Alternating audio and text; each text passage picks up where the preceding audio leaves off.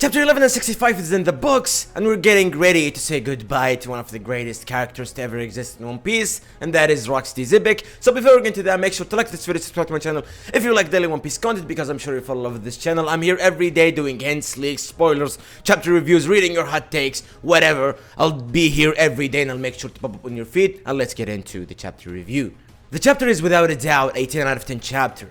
I love these type of chapters where you finally get everything that you want to see, like especially the fact that now we're at the end of God Valley, and in this chapter we saw the conclusion of everything we wanted to see, whether it's a Rocks Pirates, whether it's Whitebeard, whether it's Garp and his perspective on why he's not leaving the Marines, or like simply being a pirate, and Whitebeard, Garp, Roger, Rocks, Copacabana and Rayleigh, and the rest of the Rocks Pirates, and Dragon now, and we've seen Shanks, Blackbeard, and everything.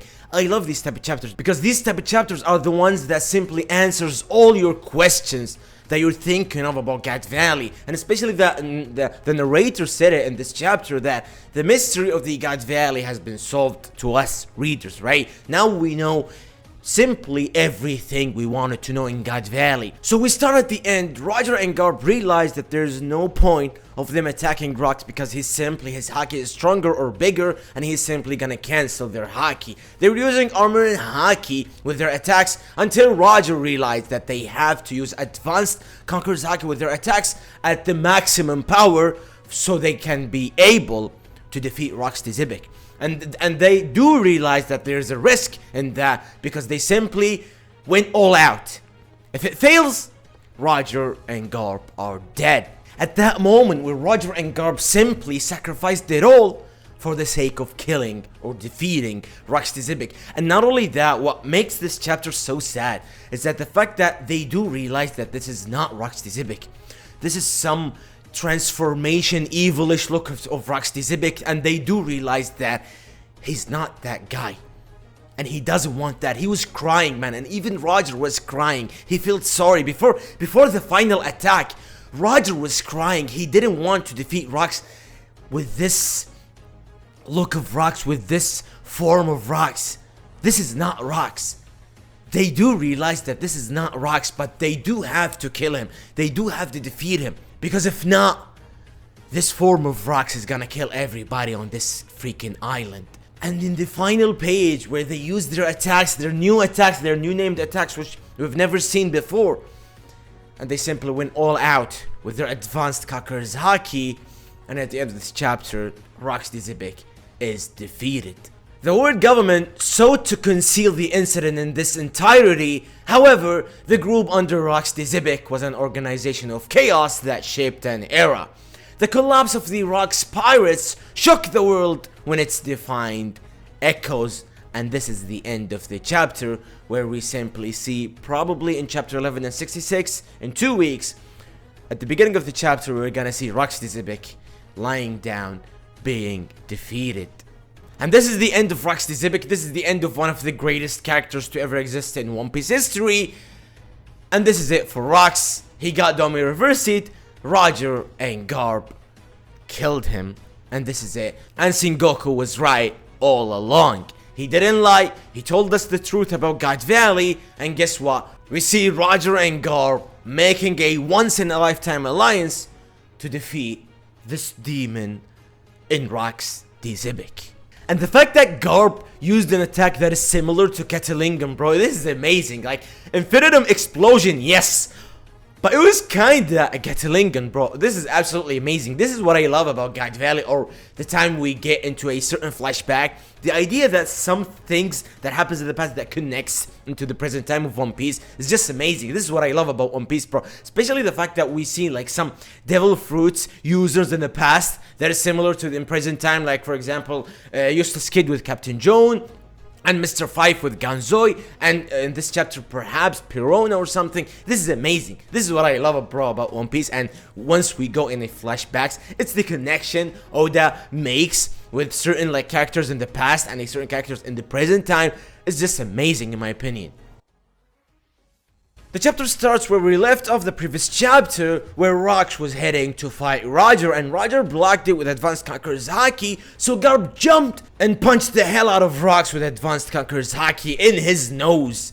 But Rocks hasn't felt anything, and Rox continued crying and begging Garb and Roger to defeat him. So they continue attacking, they continue fighting Rox, but all is simply useless because Rox's haki is simply cancelling all their attacks, and Rox split the sky on his own by his own advanced Kakar's haki, and this is a once in a lifetime moment, and Rox Xebec is so powerful, bro. It's simply so crazy.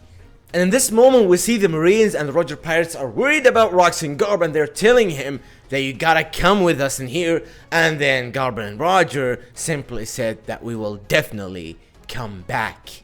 And in an epic moment, Roger and Garb left their coat in the ground to simply get more serious and get ready to seriously fight Rox. Garb tells Roger that I came into this island to capture you both, Rox and Roger. Roger says, and I came here to simply take Shaki and couple of treasures and run away. And Roger says, seems like we will have to team up, huh? Garb says, not my intention coming here at all, but I suppose leaving this fella to his own is out of the options. And then Roger and Garb attacked Rox again, and at the same time we see Rayleigh reach their ship and brought Shaki to safety. Roger Pirates arrived too with all treasures they could get. We see Q telling his men to take the ship and leave the island. Shiki said too that this is the end of Rox Pirates. And arguably my favorite moment of this chapter, Whitebeard was walking and there is a guy behind him sitting on some rocks telling Whitebeard that you're the man who caused the destruction of this mountain, aren't you, Newgate? Newgate says, who the hell are you? This guy says, looks like this crew is falling apart. My name is Graham, I'm a fan of yours, you got no ships to return to, right?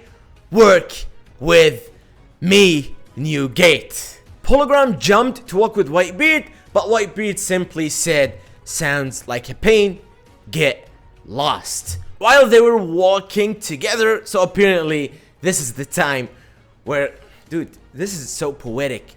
Marco's father was the first man to ever join Whitebeard. Now apparently you can say that Whitebeard is joining the Hologram Pirates, right? So we still don't know the details yet, but this is so amazing. The idea that Marco's father is the man who Whitebeard simply joined, or the first mate to Whitebeard per se. Dude, I love One Piece so much. I love these details when Oda does it. It's just a masterpiece, man. It's so amazing. And we see Big Mom telling Kaido that you owe me a debt of a lifetime and I'll make you pay me back one day. Kaido says, idiot, I beat you in that competition for the fruit. That is the simple truth, Lin. Just you see, I will establish a crew where violence is everything. Lin says, getting ahead of ourselves, aren't we? You will never surpass me. And Storyzen says, Lin, what are you doing? We're leaving. Take the treasures with you. Lin says, I will come to collect that debt one day. Kaido says, and I will throw you back where you came from. So this is simply it. This is a debt in Big Mom's perspective, but Kaido doesn't see it that way. And that is when we saw it in Onigashima, where Kaido just simply doesn't feel this way, that he owes Big Mom anything. We cut to Stussy being very angry, asking where Newgate is, where we see Gonzoy and Billbuster were also running away with several treasures. Gilbuster was accompanied by a ghost that looks similar to the ones Pirona creates in the present time. In one of the Marines' battleships, Dragon was threatening a higher rank Marine with a rifle to take some surviving civilians on the ship with them. Dude, Dragon, if he's not the MVP of God Valley, man, he's definitely one of the MVPs of God Valley, man. Every chapter we see a new version of Dragon, and keep in mind that he's still 17 at that time, bro. He was still very young and he wasn't that powerful, and he still managed to become one of the MVPs of God Valley. Like, who would have thought, like, years ago, imagine telling someone that a Dragon, 17 years old Dragon, was gonna be in God Valley and he was going to be the man who saves Shanks, and he was going to be one of the MVPs of God Valley. This is absolutely insane, bro. And we see Rayleigh and Gaban running towards Roger to help him, where we see Saturn, while having Imu's eyes, telling to erase the island from its existence. And then the narrator explains how Marines from G11 base and CP6 erased all information about God Valley and hunting game, and this is where no one in the history of One Piece in the present time knows about the existence of God Valley and the incident of God Valley. And at the end of this chapter, we see Roger and Garp being so bloodied, and Garp was lying on the ground, and Roger told Garp the idea of they have to cover it with advanced Conqueror's Haki, and armor and Conqueror's Haki simply doesn't help it at all, because Rox's Haki is so much stronger, his advanced Conqueror's Haki is so much stronger that he can cancel any attack that they can simply use. Roger and Garp got ready with advanced Conqueror's Haki. Roger got his sword ready while crying. Garp got his fist ready and covering it with advanced Conqueror's Haki. And here we see the final attack that defeated Rox the Xebec. Wise Man of Flame God with Infinitum Explosion defeated Rox the Xebec. And this is it. This is the end of the chapter. Rox the Xebec is dead. And I guess this is it, guys. This is the chapter review for 11 and 65. Break next week, unfortunately, so we gotta wait for 2 weeks until then. But apparently, Rox the Xebec is now defeated. I guess this is it. Write in the comments what you guys think about this chapter in general. I think it's simply a 10 out of 10 chapter, no doubt about it. Thank you guys for watching. Mwah.